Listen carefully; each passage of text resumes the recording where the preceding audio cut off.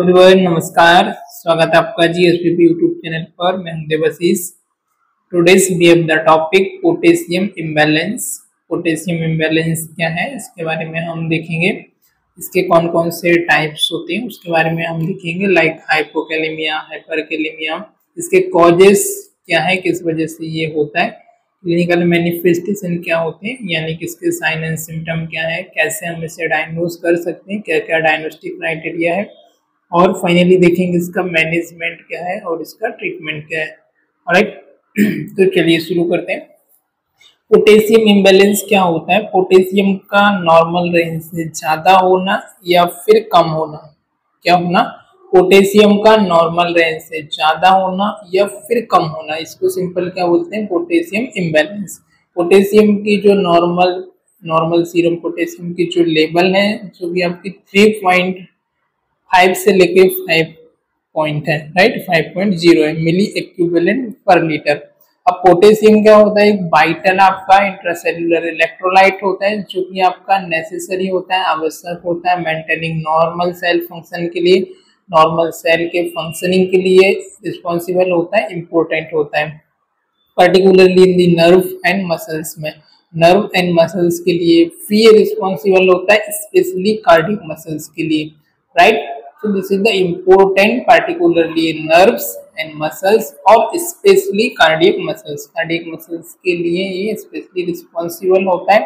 And जब इसका imbalance होना, तो इम्बैलेंस होने की वजह से आपको क्या क्या हो सकता है? पोटेशियम का लेवल, इसकी वजह से आपको सीरियस हेल्थ प्रॉब्लम या सीरियस हेल्थ इशू आपको हो सकता है। ये दो टाइप से हो सकता है इम्बैलेंस, जैसे कि मैंने बताया हाइपोकैलेमिया। हाइपो मीन्स की कम होना, कैलेमियम का मीनिंग होता है पोटेशियम। तो पोटेशियम का लेस देन 3.5 मिली एक्विवेलेंट पर लीटर से कम होना, इसको बोला जाता है हाइपोकैलेमिया।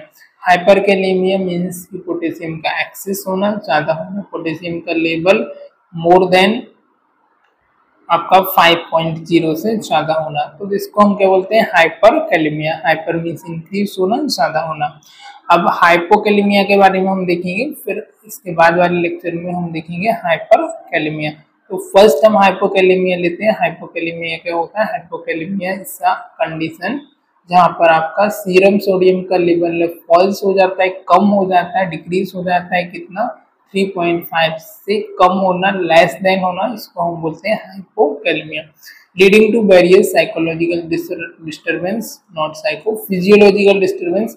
ये फर्दर आपका लीड करता है अलग अलग प्रकार के आपके फिजियोलॉजिकल डिस्टर्बेंस, लाइक प्राइमरली आपका अफेक्ट करता है मसल्स को और आपकी कार्डियक फंक्शन को और आपकी कार्डियक मसल्स को। अब ये किस वजह से हो सकता है? लो पोटेशियम लेवल किस कारण से हो सकता है? तो हाइपोकैलेमिया, इनएडिक्वेट पोटेशियम इंटेक। अब आपने अपनी डाइट में ही पोटेशियम का कम इंटेक किया है, एक कारण ये हो सकता है, एक रीजन ये हो सकता है। दूसरा हो सकता है स्टारवेशन और पुअर डाइट। अब आपकी जो भूखमरी की वजह से, खाना प्रॉपर नहीं खाने की वजह से, बहुत समय तक भूखे रहने की वजह से ये हो सकता है, खाना नहीं मिलने की वजह से, बहुत कम पुअर डाइट होने की वजह से भी ये हो सकता है।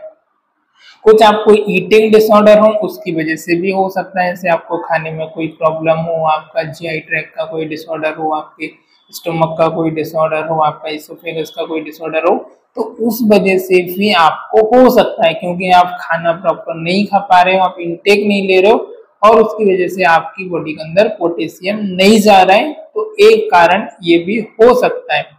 अगला है आपका एक्सेसिव पोटेशियम लॉस।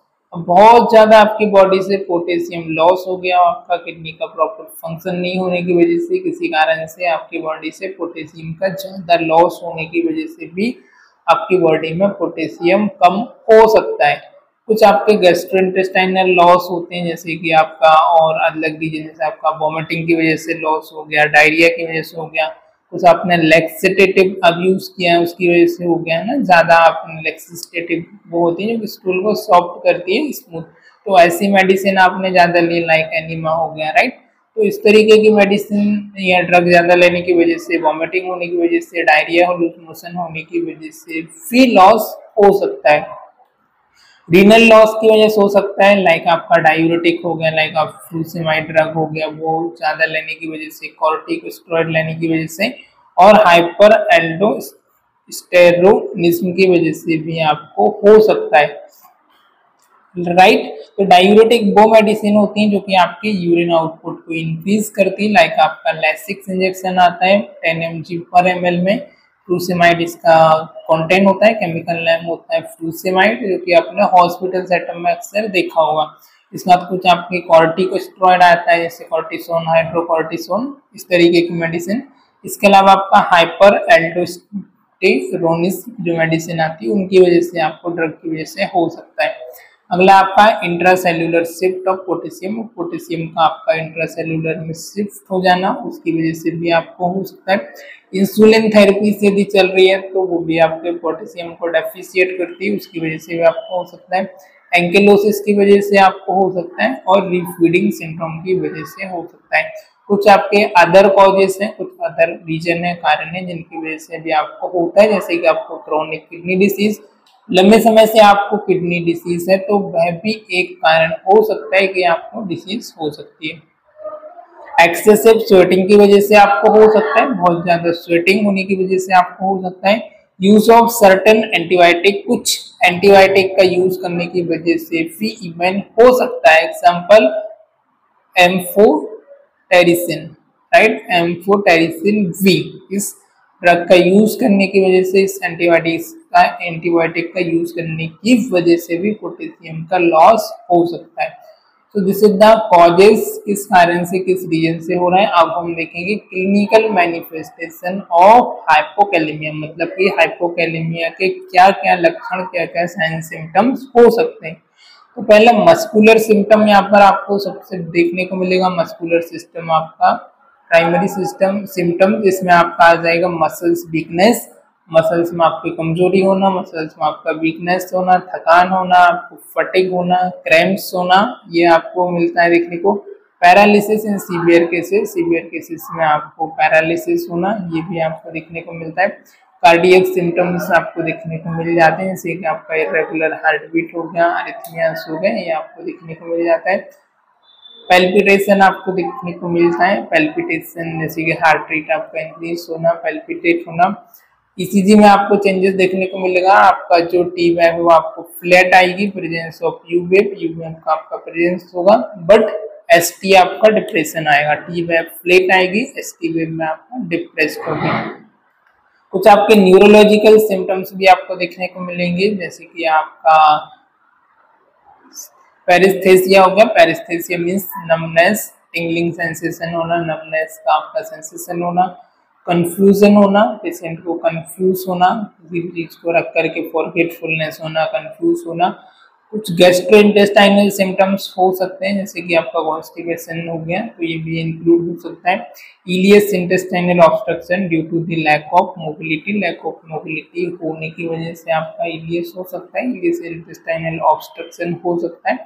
नेक्स्ट आपका डायग्नोस्टिक एवेल्युएशन, कैसे हम इसे डायग्नोज कर सकते हैं, वो कौन कौन से टेस्ट, कौन कौन से ब्लड टेस्ट या लेबोरेटरी टेस्ट है जो हम करा सकते हैं, रेडियोलॉजी टेस्ट है जिससे हमको पता चलेगा।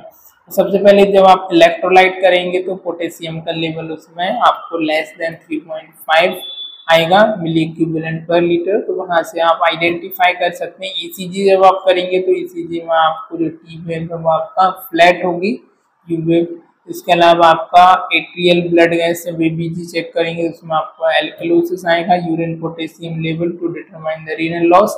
रीनल लॉस के लिए हम यूरिन पोटेशियम लेवल को डिटरमाइन करेंगे, kidney function test and UN creatinine test करेंगे, dietary history and medication review करेंगे, and finally medical management.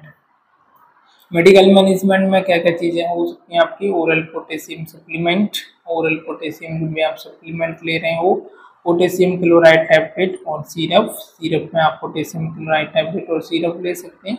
Use in mild to moderate cases में, mild and to moderate cases में use करना है।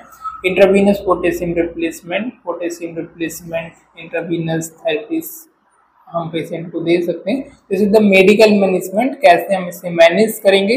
तो oral potassium supplement, potassium की जो भी टैबलेट मेडिसिन आती है वो आपको लेना है, पोटेशियम क्लोराइड के टैबलेट और सिरप लेना है।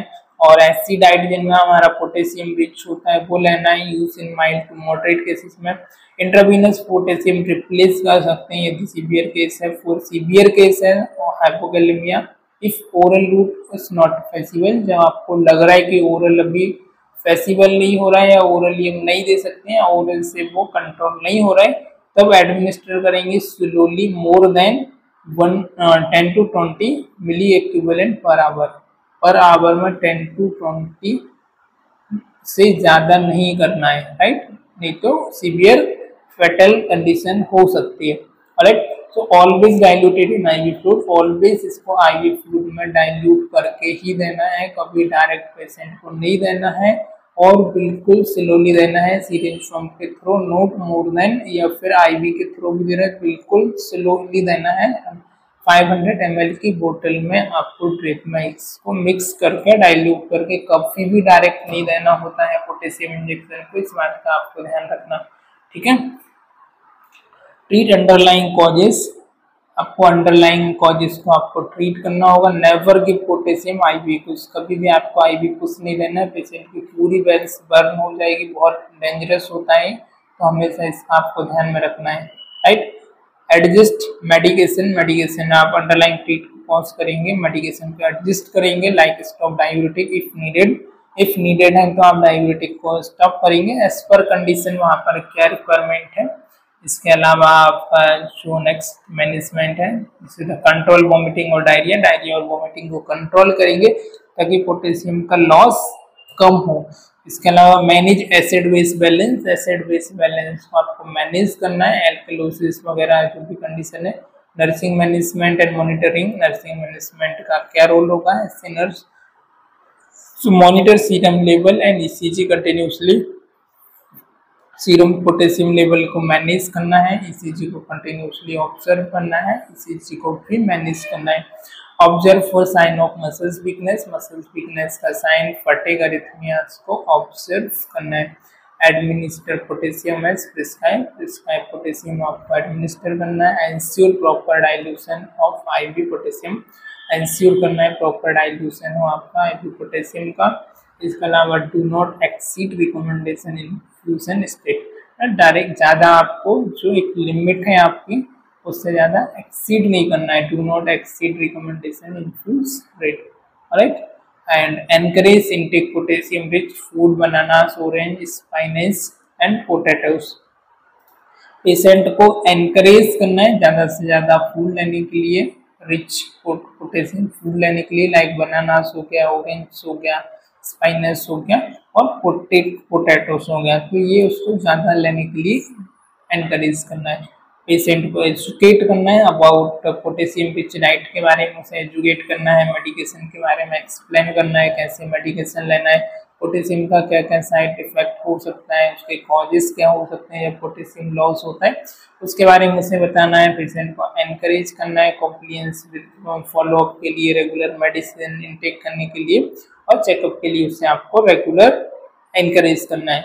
प्रिवेंट कॉम्प्लिकेशन, कॉम्प्लिकेशन को हमको प्रिवेंट करना है, मॉनिटर करना है। Digital toxicity of patient is on digoxin, avoid use of salt substitute containing potassium in hyperkalemia prone patient. और हाइपरकैलेमिया का हम इसके बारे में देखेंगे, अभी के लिए फिलहाल इसमें इतना ही, तो क्विकली हम इसे सम अप कर लेते हैं। तो यहाँ पर हमने पोटेशियम इम्बैलेंस के बारे में देखा। पोटेशियम इम्बैलेंस आपका क्या होता है, पोटेशियम का आपका लेवल नॉर्मल से ज़्यादा होना या कम होना, this is known as potassium imbalance. और पोटेशियम इम्बैलेंस आपका हाइपरकैलेमिया भी होता है, हाइपोकैलेमिया भी होता है। हाइपो मीन्स कम होना, कैलेमिया मीन्स की पोटेशियम होना। 3.56 मिली एक्विवेलेंट पर लीटर से कम होता है जिसको हम हाइपोकैलेमिया बोलते हैं। 5.0 से ज़्यादा होता है जिसको हम हाइपरकैलेमिया बोला जाता है। अब हाइपोकैलेमिया पोटेशियम डेफिशिएट का जो डेफिनेशन है उसको हम बोलते हैं आपका लेस होना 3.5 से, वेरियस आपको फिजियोलॉजिकल डिस्टर्बेंस कर सकता है, प्राइमरली आपका अफेक्ट करता है मसल्स को एंड कार्डियक मसल्स को, राइट। अभी इसके अलग अलग कारण हो सकता है, इससे होता है स्टारवेशन से, पुअर डाइट से, ईटिंग डिसऑर्डर से हो सकता है, एक्सेसिव पोटेशियम लॉस हो गया है, जीआई वोमिटिंग, डायरिया, डायूरेटिक वगैरह से ना, इंसुलिन थेरेपी से या और कोई और अदर क्रॉनिक किडनी डिजीज है, एक्सेसिव स्वेटिंग्स है ना, यूज ऑफ सर्टेन कुछ एंटीबायोटिक जैसे एम्फोटेरिसिन यूज करने की वजह से भी हो सकता है। अब इसमें क्या क्या सिम्टम होते हैं, तो सिम्टम्स इसमें आपको मसल्स पेन आपका होना, मसल्स वीकनेस होना, फटिग होना, क्रैम्प्स होना, सीवियर केस में पैरालाइज होना, कार्डियक सिम्टम्स भी इंक्लूड होना, irregular heart beat, palpitation, ECG में चेंज आना, टी वेव में एसटी आपका अडेप्टेशन आना, न्यूरोलॉजिकल सिम्टम कंफ्यूजन होना, पेरिस्थेसिया होना, नमनेस होना, कॉन्स्टिपेशन होना, और ये सारी चीजें आपको हो सकती है। डायग्नोस्टिक में आप serum level, serum potassium level आपका लेस देन 3.5 आएगा। ईसीजी करेंगे आप, इसमें एबीजी करना है, यूएसजी कराएंगे और नॉट यूएसजी, एबीजी और urine potassium level, kidney function test और dietary history and review, kidney function test and BU and creatinine, all right. And medical management में ओरल सप्लीमेंट देना है, ओरल यदि इन केस फेसिबल नहीं है या कोई प्रॉब्लम है सिरप या टैबलेट में, तब फिर आईवी इंट्रोड्यूस करेंगे। और आईवी भी आपको इस बात का ध्यान रखना है कि आपको 10 to 20 milli equivalent per hour से ज़्यादा नहीं देना है। Slowly and gradually syringe pump से आपको इंसर्ट करना है या आईवी ड्रिप में करना है, कभी भी डायरेक्ट पुश नहीं करना है आपको पोटेशियम को, नहीं तो प्रॉब्लम कॉज हो सकती है। और जो भी अंडरलाइंग कॉजेस हैं उनको और आपको ट्रीट करना है और पेशेंट को एजुकेट करना है, ऑलराइट। सो आज के क्लास में फिलहाल इतने ही, मिलते हैं किसी और लेक्चर में। Till the time, goodbye. If you have any question, any doubt regarding this topic, you can leave your comment. Alright, bye bye.